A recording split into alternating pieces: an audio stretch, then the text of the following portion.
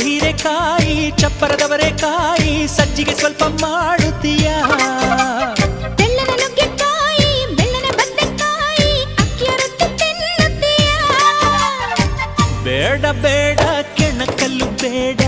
ತೊಂದ್ರೆಯಾದ್ರೆ ನಿಂದಿಸಬೇಡ ಮೆಚ್ಚಿಕೊಂಡ ಗಂಡೆ ನಿನ್ನ